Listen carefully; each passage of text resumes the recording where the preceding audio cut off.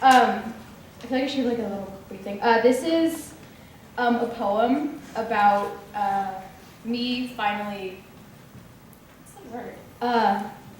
Like, I don't have any, sorry. It's all good. All right, I'm just gonna go. It's about escaping abuse. That's what. Okay. How to be resurrected. I should focus more on how to tell you all how to escape from dependence, because that's all I was. A little girl wrapped up in an older boy's world, a world where manipulation was the norm and I was the casualty he wasn't willing to jump ship for. And I wrote this to him. The words he ignores, the words that should sting, the words that I want to hurt akin to how I have felt.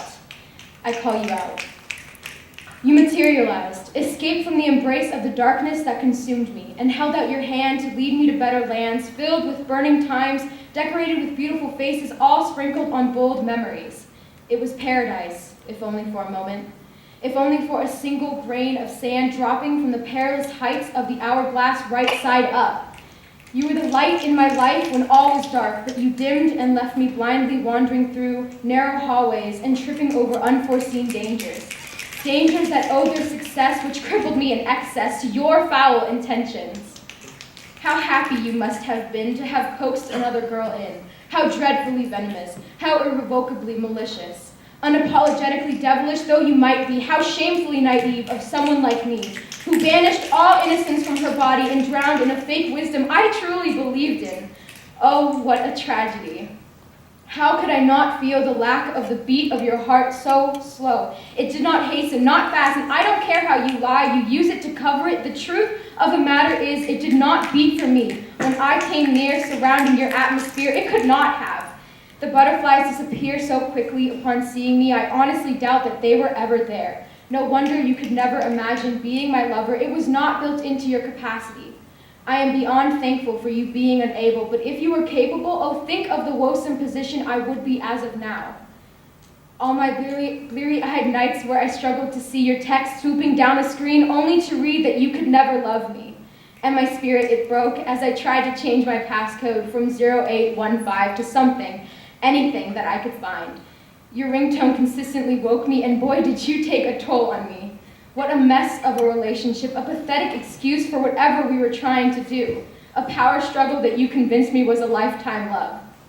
You persuaded me into thinking the shackles on my feet were something to be adorned in grace instead of rooted in hate. But wait, see, I found your intentions in my maturity.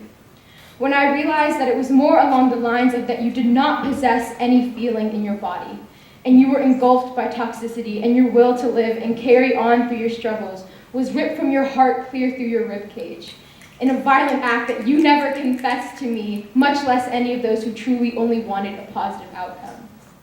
But do not mistake me for having any sympathy for who you have become. I find it sad that empathy was drained from you, but you were not in your right to bleed it for me until I was dry and had nothing of substance to offer to anyone. You did not deserve my silent tears streaming in the back of a firelit van. You did not deserve my starving nights and bloodshot eyes. You did not deserve my high school years. My life revolves around a paranoia tied to a clinking key ring, and my skeleton shudders at the sound of a whistle. You have etched your tendencies into my brainwaves. You might as well have cut the same scars into me as you did yourself. You might as well have taken every drop of blood. You didn't care, you didn't mind if I was crying outside. I only ever mattered at 4:02 a.m. when the whole world was sleeping and I was the best you could find on such short notice. I trusted you. You called me brave and deemed bravery to have meaning to you. You feel something for me, in your words, but you could never be with me, and yet you dare to try and ruin every relationship I get into. How dare you? How dare I? How dare me? I let this be. I let this become something it never should have been. But they tell me not to blame myself. I can't control you. How could it be me who is to blame? I am not. I am not to have this weight forced onto me. So I renounce myself, and you can no longer hurt me. The whole day passed, and I gave you not a single thought.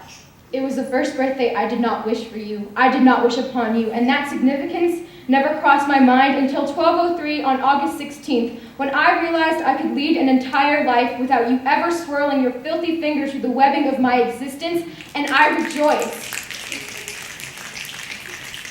An escape, a breathless and thankful escape. It could not have come any sooner, and yet it was 3 years too late. Brave, beautiful, kind, fighter, a little light beam. These are the things I've been since leaving you from me, a resurrection story. So, how are you doing in college? Do you ever think about those detrimental things you used to do to me? Does anyone else realize you're hiding behind hair dye and fleshy red tattoos? I hope you at least give your next victim the truth.